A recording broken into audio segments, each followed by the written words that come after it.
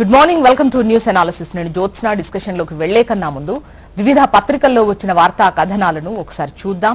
తెలంగాణ వార్తా పేపర్స్ చూసినట్లయితే ముందుగా ఈనాడు.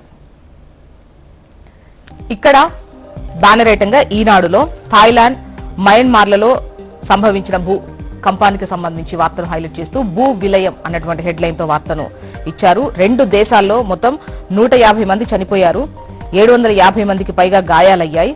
12 నిమిషాల వ్యవధిలో 2 భారీ భూకంపాలు సంభవించాయి. బ్యాంకాక్ లో కుప్పకూలిన 33 అంతస్తుల భవనం, శిథిలాల కింద 1000 మందికి పైగా. మయన్మార్ లో 1000 పడకల కొత్త ఆసుపత్రి నేలమట్టం, పలు భవనాలు, వంతెనలు, ఒక డ్యాం కూడా ధ్వంసమైంది. ప్రాణ భయంతో వీధుల్లోకి పరుగులు తీసిన ప్రజలు. 2 భూకంప కేంద్రాలు మయన్మార్ లోనే ఉన్నాయి. మృతుల సంఖ్య భారీగా పెరిగేటువంటి అవకాశం ఉంది. ఇక రైట్ సైడ్ పైన టాప్ లో కండరాలను కాపాడుకోండి అన్నటువంటి సూచనతో ఇంటా బయట బాధ్యతల బరువును మోసే ఆధునిక మహిళకు కండరాల క్షీణత పెనుముప్పుగా మారుతోంది. రోజువారీ పనులను సంక్లిష్టం చేసే ఈ సమస్యను కనిపెట్టడం ఎలా? అధ్యయన దశలో ఉన్న సిసిఆర్ పరీక్ష వివరాలేంటి? కండర పటుత్వాన్ని పెంచుకోవడానికి మహిళలు ఏం చేయాలి అన్నటువంటి సూచనలను ఇక్కడ పొందుపరుస్తూ ఈ వార్తనిచ్చారు. డిగ్రీలో ప్రతి సెమిస్టర్ కు ఒక టెక్నాలజీ సబ్జెక్టు. తెలంగాణలో విద్యార్థులు డిగ్రీ పూర్తి చేస్తే ఒక పట్టాతో జాబ్ మార్కెట్లో ఉద్యోగం పొందాలి, లేదంటే కేంద్ర రాష్ట్ర ప్రభుత్వాలు బ్యాంకింగ్ రంగాల్లో పోటీ పరీక్షలకు ఎటువంటి ప్రత్యేక కోచింగ్ లేకుండా పోటీ పడాలి. ఇవి కాదంటే వారే సొంతంగా స్వయం ఉపాధి చూసుకునేలా తయారవ్వాలన్నదే మా లక్ష్యమని ఉన్నత విద్యా మండలి స్పష్టం చేస్తోంది. BA, BCom, BSc కోర్సుల్లో పక్కాగా అమలు చేయబోతున్నారు. అంటే డిగ్రీలో ప్రతి సెమిస్టర్ కు ఓ టెక్నాలజీ సబ్జెక్ట్ అనేది, చివరి ఏడాది 2 ఇంటర్న్షిప్లు ఉంటాయి. సిలబస్ మార్పుపై కసరత్తు కొలిక్కొచ్చినట్టే అని చెప్పేసి వార్తనిచ్చారు.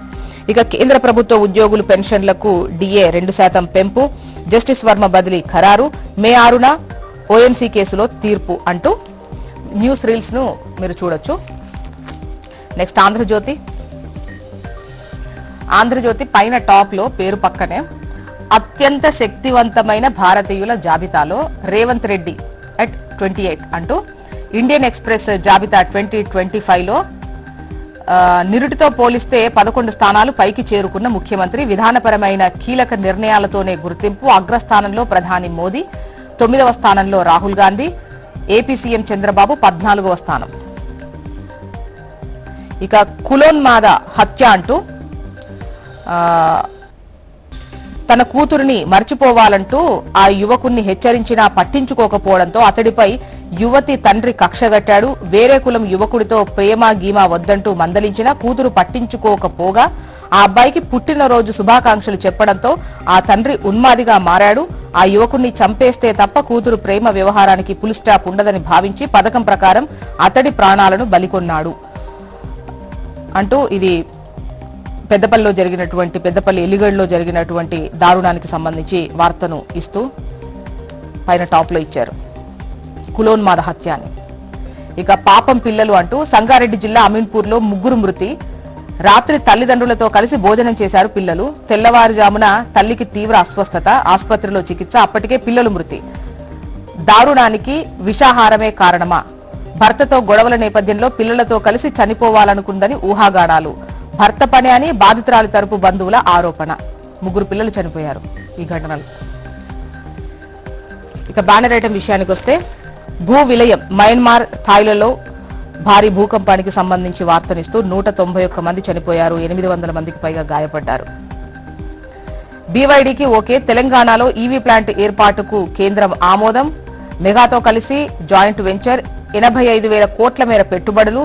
షాబాద్ వద్ద 500 ఎకరాల్లో ఏర్పాటు. దాంతోపాటు హైదరాబాద్ సమీపంలో మరో 3 ప్రాంతాల్లోనూ పరిశీలిస్తున్నారు.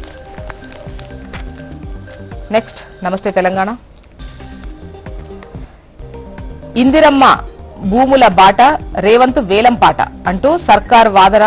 ఇందిరమ్మ భూముల బాట అని క్షేత్రస్థాయి వాస్తవం, రేవంత్ వేలం పాట అంటూ ఒక కథనాన్ని టాప్ ఐటంగా నమస్తే తెలంగాణ ఇచ్చింది. ఇక మెగా టెండర్ల దగ అంటూ 5,383 కోట్లతో గోదావరి తాగునీటి పనులు కొందరికే కట్టబెట్టేందుకు నిబంధనల్లో మార్పు. జలమండలి టెండర్స్ లో జిమ్మిక్కులు అంటూ వార్తనిచ్చారు. సంరంభం సన్నద్దం. ఏప్రిల్ 27న బీఆర్ఎస్ రజతోత్సవ మహాసభ. హనుమకొండ జిల్లా ఎలకతుర్తిలో లక్షల మందితో భారీ బహిరంగ సభకు ప్లాన్. 154 ఎకరాల్లో ప్లాన్ చేస్తున్నారు సభ పెట్టేందుకు.